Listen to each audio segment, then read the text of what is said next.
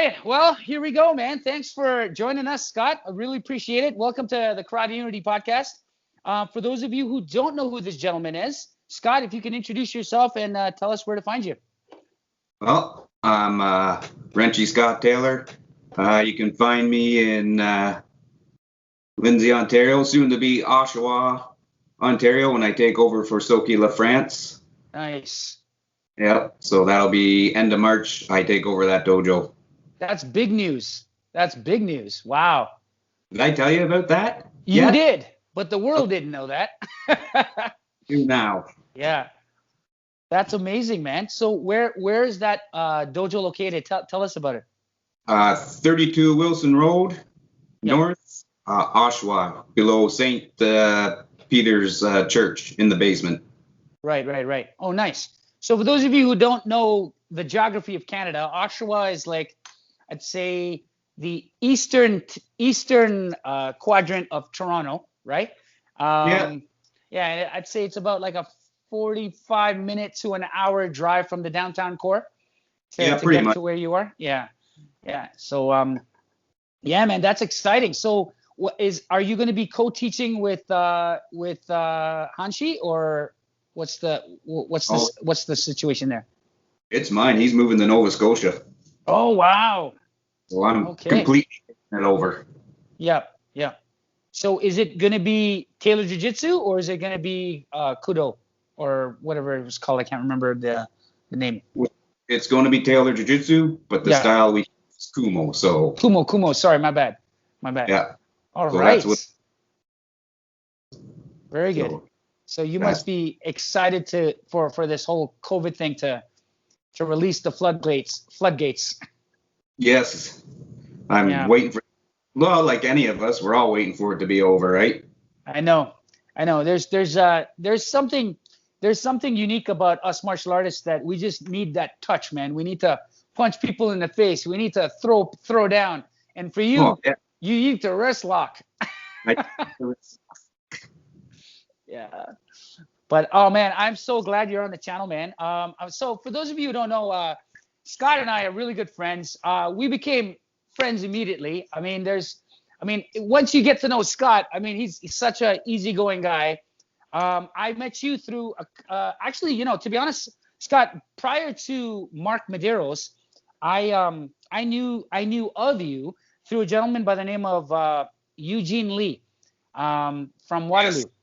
Yes. Right.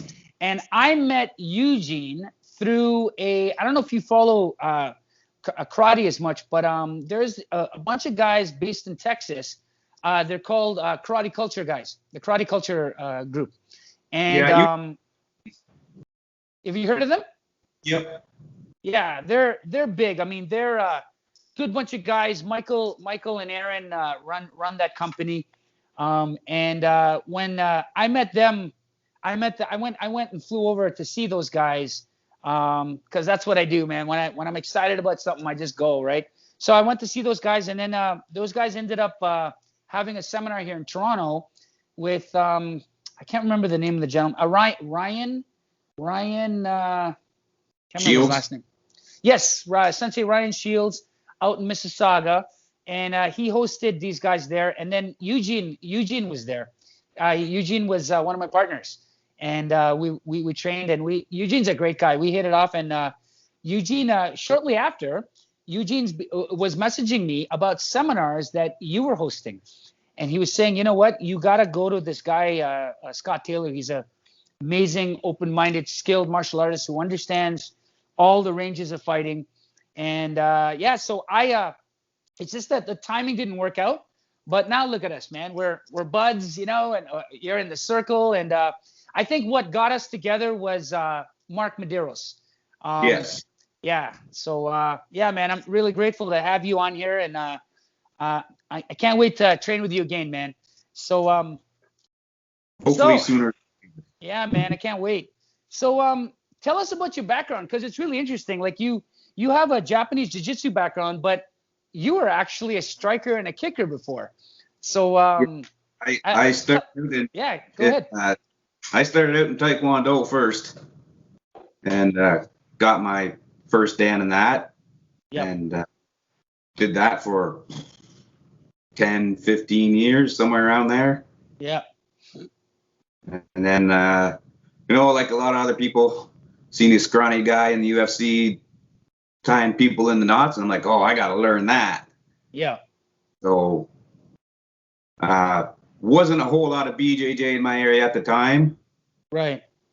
So I found Soki Daryl LaFrance, Right. whose style of we do is Kumo Jiu Jitsu. It's Japanese based Jiu Jitsu, but he focused primarily on the ground.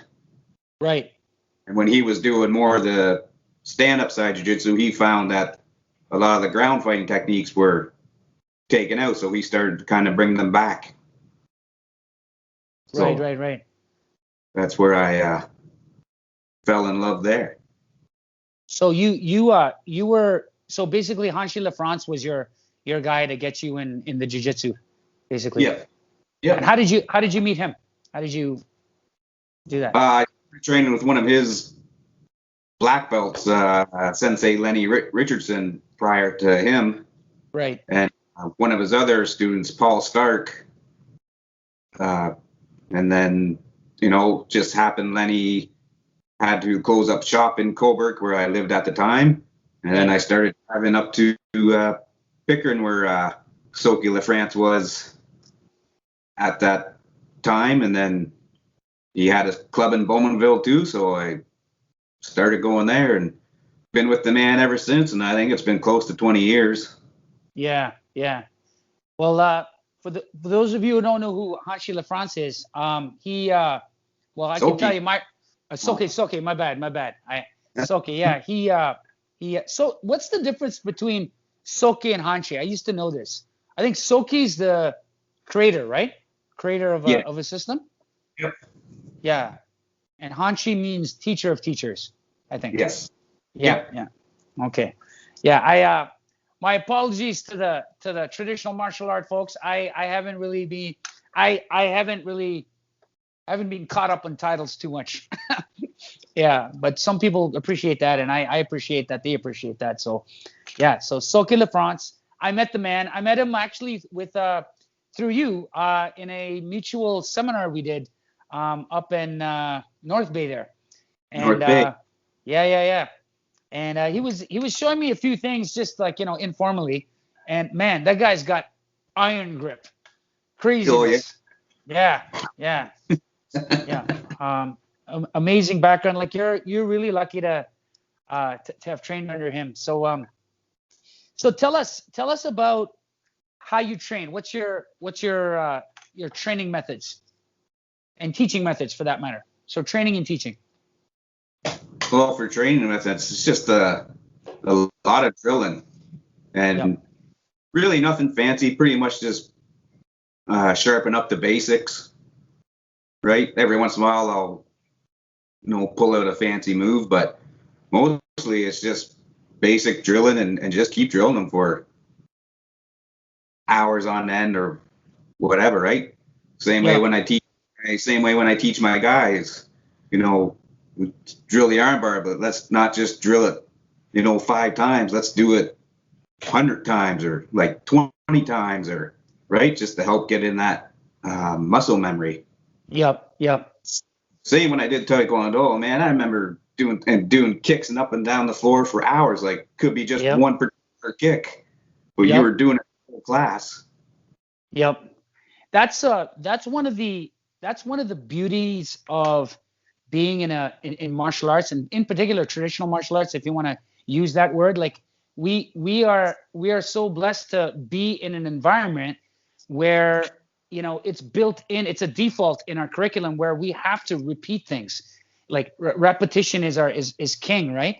And like I think from a kid's point of view, I think kids really can benefit from martial arts simply because of that. Like having the discipline to repeat something over and over again, and so it becomes natural, right? Yeah. Absolutely. It just gets in your head and you can pull it off like that. Oh yeah. And I've rolled with you many times, and I'm nowhere near your skill level, but I can just see, it's amazing. Like I know enough to judge a high level practitioner, right? Like, and for me that is comes down to doing things just so naturally, right? Like, and you're one of those fighters and trainers and teachers that just don't repeat things statically. Like I know that for a fact. Like you came to my dojo here a couple of times, and we got the phone out. We were looking at YouTube videos. We were taking a look at some ideas, and we were just infusing it in our practice. So that kind of shows that you're always growing, right? So if you could tell us about your growth. Like, how do you get better? Well, obviously through just drilling and practicing, but going to other people's dojos and seeing what they have, and I kind of go with the philosophy of take everything and find what works with you, right? Yep.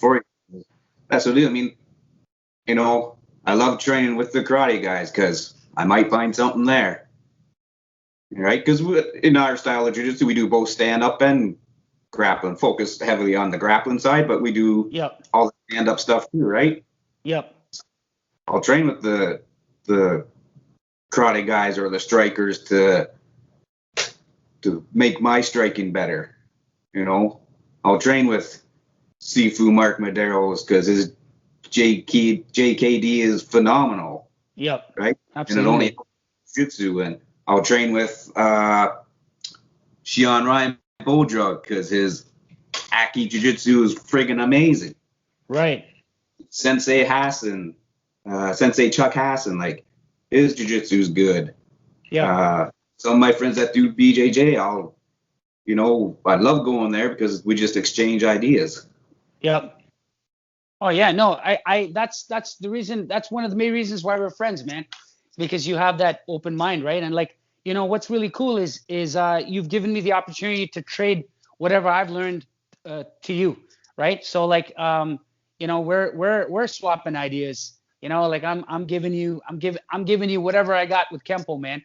And it helps with to understand the grappling side of it too. So like, so that brings me to my next thing is about cross training, right? Like my big thing here at Karate Unity is that's what it's all about. It's about making your art better by training with other people, right? So what's your, like, you've kind of answered it, but like, so give me an example of how, say, when you train with somebody else who is not a grappler, how can that make your grappling better? Well, so if we're looking at Jeet Kune Do, for example. Yeah. Well, it's improved my striking on the ground. Yep. Right? Absolutely. Yep. From different angles, whether I'm on the bottom or the top or side control or inside guard. Like Mark's taught me a lot of nifty little tricks. Yep. The guy I used to do boxing with, right? Yep. Am I the best striker in the world? Absolutely not. But I can use my boxing to close the distance and get to my grappling. Right. Yeah. No, I was talking to Mark about that earlier too. I mean, it just gives you tactical advantage of your game, like, and I was talking to Boss Rutan about that too. Like I was asking, in one of my podcasts I had with him, he was saying, you got to learn all the arts. He says, because every art has its advantage, right? And so when you know all of those strengths, it makes your art even better. Like from a grappler point of view, you got to know how these guys close the distance so that you can shut them down quick, right? Like, yeah. I know just from sparring with you, I can't pull off anything clean because you're always angling off and you're shooting in. Like that, to me, that's the toughest thing to deal with you because, the moment I try to trap up your hands, you just change levels or you turn the corner or, I can't pull off anything clean. So for me as a striker to to deal with a grappler, I gotta learn those strategies of shooting in. So then I can make it tougher for you. You know what I mean? Like, so Yep. I think it's important to learn all of that stuff, man. So I just want to backtrack a little bit. So you said you more or less, okay, so you started off as a kicker, really, a kicker and a striker in Taekwondo, right? Yeah. And then the UFC, you were saying, kind of influenced you to get into grappling. And I find that quite amazing, actually, because that kind of speaks to how effective and I guess prolific the UFC was in changing people's minds. I mean, you're not the only one who told me this. Like, a ton of people that I know told me that their eyes opened up to the world of grappling because of the UFC, right? Right. So I just want you to talk about that from your point of view. Like, how has, let's talk a little bit more about how has the UFC changed your training? Well, it just showed me that striking isn't always the greatest martial art, right? And I think that opened a lot of eyes to other people. You got to have all the ranges, right? So that opened my eyes. I'm like, okay, so I can strike, but man, if that guy gets inside of me, he's going to destroy me. Yep. And I mean, I'd like to know your take on this too. Like, from my point of view, I'm a small guy. I'm like 5'5", close to 5'6", right? And the UFC, Gracie there, he's a small guy. He kind of proved that size does make a difference to some degree, but it also doesn't. Right. You know what I mean? So yeah, like, I mean, does that ring a bell with you? Like, seeing a small guy like that taking on big guys, did that kind of make you motivated to do it more, or? Oh, absolutely. Yeah. Absolutely. Was always the smallest guy. And the thing about with striking, when you're a small guy and you're fighting somebody who's like 6'2", Yeah. oh, that reach is hard to get by. Right? When you get inside, well, that guy loses all his power and you can climb circles around him if you're a good grappler, right? Like, I know from my experience in Taekwondo, fighting the big guys, like, they keep me away, but I'd get in, I'd get a shot, but then, you stop and you back out. Well, then I have to work all over to get back in there. Yeah. I strike. Yeah. Bumbled. Yep. But now I'm a grappler. If I can get inside, well, I can negate a lot of power and I can start working my stuff. Yep. No, for sure.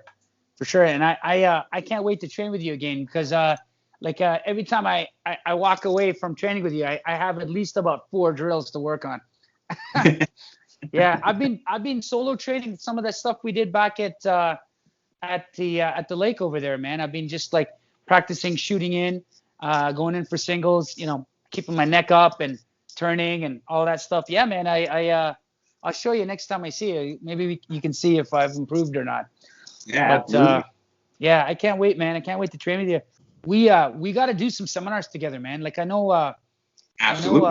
Australia, they really like you, because I told them about you, and Tuari wants you down there, PJ wants you down there, so maybe we can go together. Yeah. Hopefully. Yeah, I mean, I was supposed to go, man, in August, but you know that, right? Like, but it got canceled, but they're gonna rain check, and hopefully next August I'll go down, but we'll see how that goes. All right, so I got a couple of questions, actually. They're kind of related. Let me ask you this first one first. So Japanese Jiu Jitsu, I know you love it. So what keeps you driven with Japanese Jiu Jitsu? Like, why Japanese Jiu Jitsu? Why not another kind of Jiu Jitsu? Why that particular art? Yeah. Well, first of all, shouldn't be really labeled Japanese Jiu Jitsu. It should be just Jiu Jitsu is Jiu Jitsu. Right. No matter what, because we had the same moves as the BJJ guys. Japanese Jiu Jitsu was here a little bit longer, right? And I think they just did what Kano did with judo. They took one aspect of Jiu Jitsu and improved upon it. Right. Right? My instructor took one aspect of the Jiu Jitsu and improved upon it. Right. All right. So what keeps me motivated is, I just love it. You know? Yeah, that's you just love it. I love learning it and I research it, and I like friends like Shion Ryan Bodrug. Yeah. Right. He helps me with the more of the stand up side on. Like he's improved my stand up joint locking way better. Yeah, he's amazing at that, man. Yeah. That's why I love it, and I've made tons of good friends throughout it. Yeah. Whether they're karate guys, BJJ guys, whatever. I made tons of friends. You know, I got several friends that do Brazilian Jiu-Jitsu. Yeah. And we just exchange ideas and techniques. Yeah. They have some good stuff. We have some good stuff. Yeah. So that's what keeps me motivated. I love just the camaraderie of people. Yeah. Right? Exchange ideas. That's why I like going to seminars and stuff. Yeah. Yeah, just that exchange of knowledge and just the friendships. It's amazing, man. Yeah, like when you and I and Mark and who else came up with us? Soki LaFrance and Yeah, it's okay. All those guys. We had a blast, man. Just like everything from training to eating after and just hanging out, having a few drinks. That's what it's all about, you know. That's what it's all about, man. See, I asked this question because, you know, I mean, what I'm about to say can apply to pretty much any martial arts camp, really. Like there's this sense of superiority I find with among the BJJ groups, right? Like they you know you see that from, you know, because BJJ is a multi-million, I would say billion even dollar industry, you know. It's since the UFC, I find. And you know, it's gotten to people's heads, I think, to some degree, in that, you know, I've heard, you know, top BJJ guys saying, you know, they're better than Japanese Jiu Jitsu, you know, and I'm sure you've heard, you know, I'm better than you kind of thing. That stuff drives me nuts because, you know, what you said earlier, you know, I like it goes the same for karate. Like I don't really like we share the same thing. Like for instance, I love everything. I love karate. Okay. But I don't define myself as a karate guy. I see myself as a martial artist. Right. exactly. And so, Yeah. but it's like a favorite flavor of ice cream. Like I love chocolate. So I can't say chocolate's the best, but I just love it. Right. And so the same thing with karate. I love karate, but BJJ guys, I'm not making a generalization. I've seen, I don't want to point any names, but some BJJ players, some like high level respected even teachers, you know, they say they bash and crash Japanese Jiu Jitsu, and I just wanted to know if you've heard this kind of criticism, and why do you think this is the case? You know? Oh, I have heard it. I think some of it stems because, you know, you look at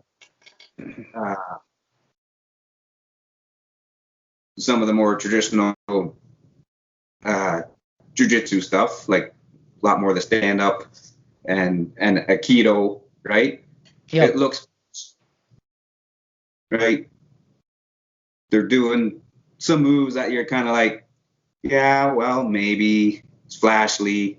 But on the other side of that, I also look at it going, okay, but have you even tried to train in that style? Right. See what it's about. Right. Right? Like, so Sensei Chuck Hassan and Shion Ryan Bodrug, right? I love their style of jiu-jitsu. And it makes well. So, yeah, the techniques sometimes look flashy and maybe a lot of movements. But when you see them do it in the application, you're like, okay, that makes sense. Yeah. It's not just, you know, I'm going to grab here and twist and do this, or, I'm going to catch your punch in the air and twist your wrist. It's those guys, they're blocking, striking first, and then applying their locking technique. Right. And Aikido, it gets bashed a lot. Oh, 100%. Yeah. By a lot of people. And I get kind of where people are coming from it. Because Aikido, they show everybody, overhand strike. Well, it represents a sword, but if you train with a really good Aikido guy, show the application of what it's doing to a punch or a strike. Yep. Right? So when they do their wrist throw, kotegaeshi, yep, or their other throws, and you see the uke jumping, right? Well, some people are like, well, they're jumping. Well, yeah, because if he doesn't jump, that guy's going to break his wrist. Yeah, break your wrist. Yeah, for sure. That happens in judo too a lot. You see people turn and flip because it's basically it's a release. They're avoiding things getting broken. Yeah. Well, I've had Sensei Chuck Hassan and I've had John Ryan Bodra do some of these techniques, and if you don't go, you're going to hurt. Yeah. Oh, for sure. So when we went up to Tim's place, that's when I trained with Ryan there. Yeah, I know what you mean. I mean, we when it was his turn to take the floor, like we did a little exchange of training in his dojo there, and Tim's dojo, and I touched hands with Ryan, man. Like he knows his locks, man. He knows his locks big time. Yeah.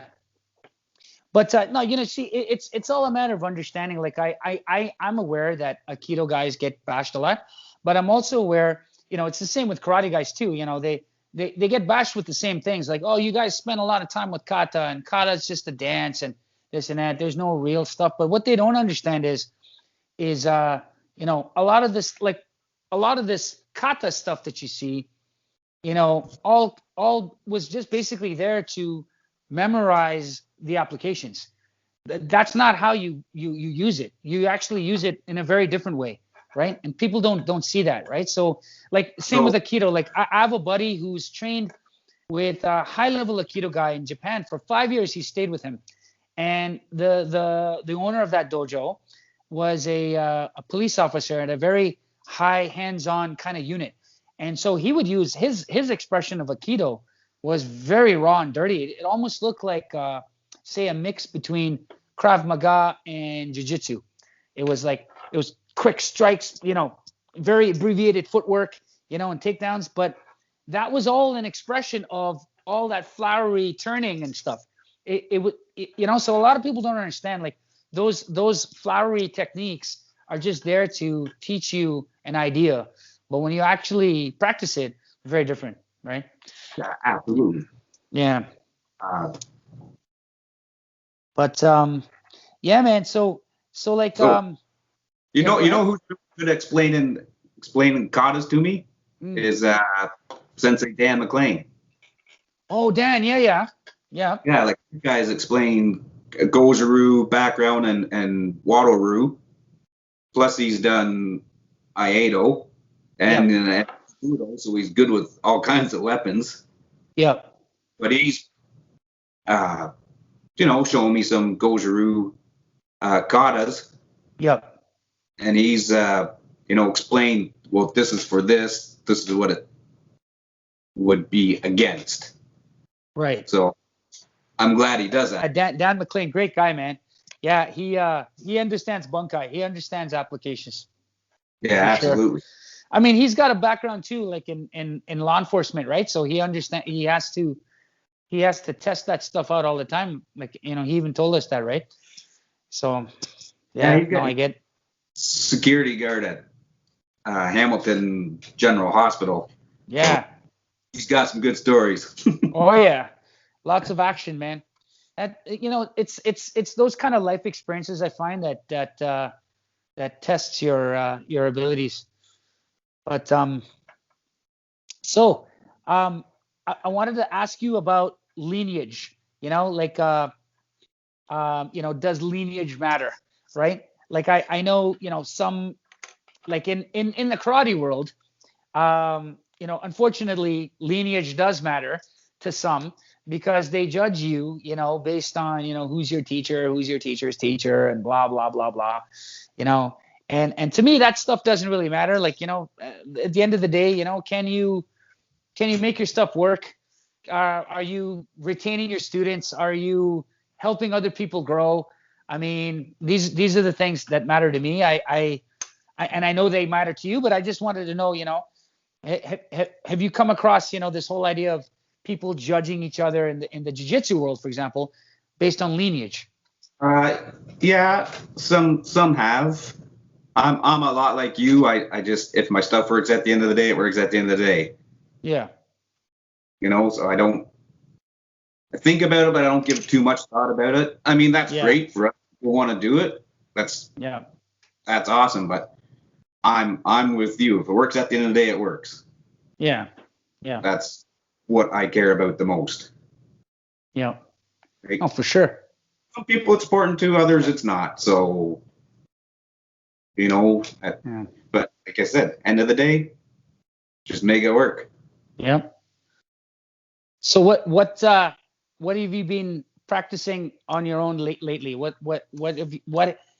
Tell us about your solo training and how's that going for you, especially now. I'm always interested in knowing how martial artists now are coping with this whole lockdown thing. So I've been doing some just basic solo drills for grappling. Yeah. Made my grappling dummy. Oh, you did? Yeah. Okay. So I didn't know that helps in the closet right now. Yeah. Yeah. And I named him Jatan. Jatan? Remember Jatan? Named after Jatan, the guy. Yeah, the British guy, right?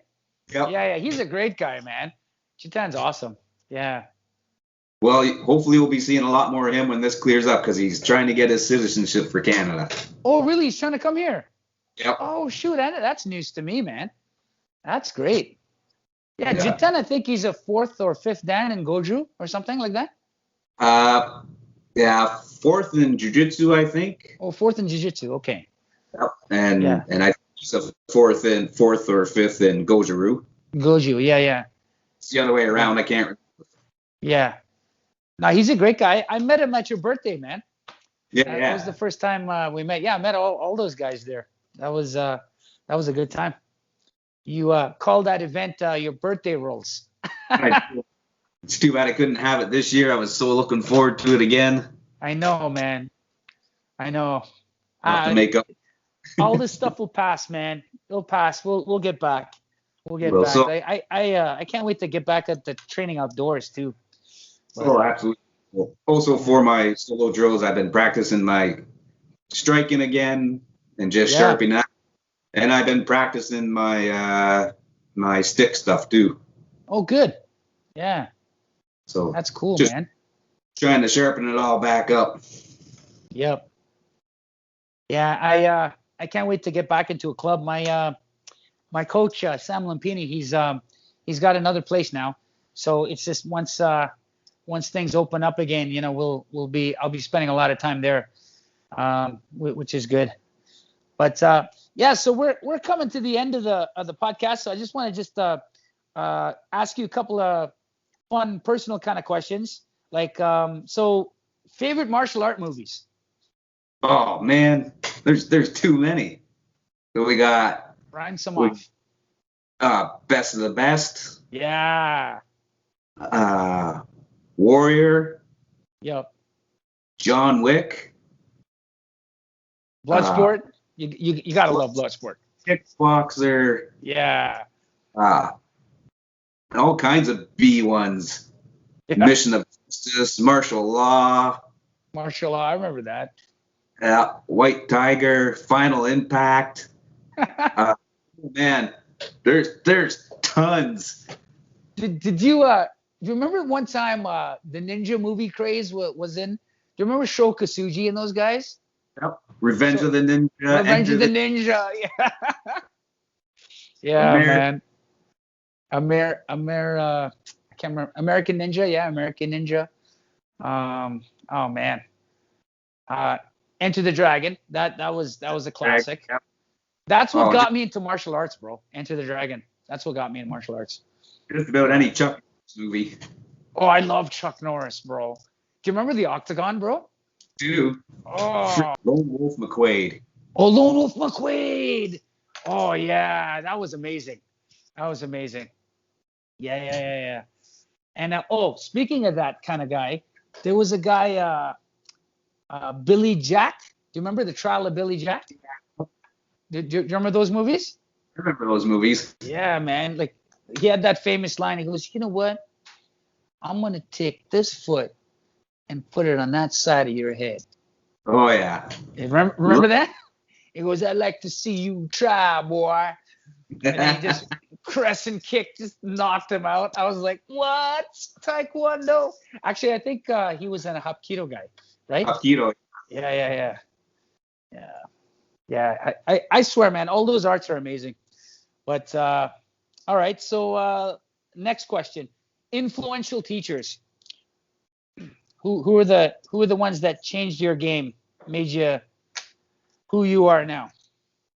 So my Taekwondo instructor, Mr. Sang Seat, of course, passed away a few years ago. Yeah, but sorry. Just an amazing man. Yeah. Obviously, Soki LaFrance. Right. Absolutely. Man, Sensei Chuck Hassan, Sean Ryan Oldrug, Shion Bilodeau in Picton. Yeah. Oh, man, so many. Yeah. Professor Marco Costas of Body of Four BJJ. Right. Super nice guy. Man, there's all kinds of people. Just people I've met, like even like you. You know, you show me some great stuff. Sifu Mark. Yeah. Showing me some good stuff. Guru Joe. Can't think of his last. Right. Apostal. Yeah. Yes. Him. Well, so like all the guys from North Bay that we go. Yeah. Daniel Fletcher. Yeah. Just amazing bunch of people I've met that have really influenced me and keep me motivated and keep me going. Yep. And I can't wait to get back and see all of these guys. No, I know, man. It's it sucks, but this is just temporary. We'll get back to it, man. We'll get back to it. Like a lot. I should say some of those guys that you mentioned, I've met through you, right? And good bunch of people, man. I can't forget Nick and Nick Garasi. Yeah, Nick's great. And Calvin Chiang. Yeah. And my good friend and one of my favorite grappling partners, Jason Fitzpatrick. Nice. Yeah, all these guys influence, even my students, man. They influence me so much, and yeah, I love that. Yeah, man. It's one big family, you know. That's the way it should be, man. You know, like I'm blessed for my martial arts family because they keep me grounded. They keep me humble, and you know, they always growing. You know, I can't wait to get back to the club. Like I train out of I guess you could say it's a MMA kind of MMA in a sense that, you know, there's boxing, Muay Thai, Savat, Krav Maga, and submission grappling, right? So you've got all the different type of arts, you know, from stand up to ground and all that. So it's kind of like an MMA club, right? And I'm always humbled when I go there, man. I mean, like I think I'm the oldest guy there, and I'm always I'm training. I train with guys that are like, you know, as young as 17. So I'm always humbled. Like even the young guys, they'll submit me, outstrike me. You know, it's good, man. It keeps you fresh. You know, keeps you fresh. Two of my right hand guys, Chris Tyndale. Chris, yeah. And Ken Hanna, who we just call Boomer. Yep. and those two guys keep me on my feet all the time too. Yeah. Like, Boomer's got a really good leg lock game, so. Boomer's a beast, man. If I think he's the same guy, he's a big guy, right? Yep. Yeah. And so his leg lock game is ridiculous. Yep. It's good. So there's good battles there. Like he's showing me all kinds of leg locks. I showing him all kinds of armbar stuff and wrist locks and Sensei Chris Tyndale, like flexible guy and really good at getting into some good techniques. So yeah, watch out for baseball bat choke. It's deadly. Yeah, I've never trained with Chris, but I met him at your birthday. Great guy. Right. Yeah, really open-minded guy. I want to come back and roll with you guys again, man. Yeah, man. So what's next for Scott Taylor Jiu Jitsu? So I mean, you've got a new club in the brew, right? You're saying. Yep. So that's what next. Take over for Soccer France end of March. Yeah. Hopefully things will be somewhat better by then. That we can all start training. Yeah. There again, but I'm looking for that. That's a huge honor for me that he asked. Yeah. And so hopefully I can just keep the Kumo Jiu-Jitsu alive here. Oh no, absolutely. That's, And then hopefully, getting back into teaching seminars. Yeah. Hopefully get to go to travel around with you and do some seminars. Oh no, we're gonna do that, man. 100%. I'm telling you, I wouldn't want if you're definitely on the team, man, because I love you as my brother, and we're very compatible in our training methods, and it's I just can't wait. Like I can't wait to do road trips with you and stuff, and it's gonna be awesome, man. Because just that mix, right? The mix between grappling and striking. I mean, I think we can definitely open people's eyes in this type of mix, right? So bring it, man. Let's do it. But so you have a website, and you have if you can tell us like how to find you online. Yep. So I'm on Facebook and Instagram. Yeah. Taylor's Jiu-Jitsu, and the website is taylorsjujitsu.com. Perfect. So any of those places, you can find me. Well, listen, man, it's been an honor and a pleasure to see you and talk to you again. And so check out Scott Taylor Jiu-Jitsu at all those links that I'm going to have in the description below. And thanks for joining us. All the best. Stay Thanks safe. All right. Peace. Yeah. Peace. So that's a wrap. Let me just stop it.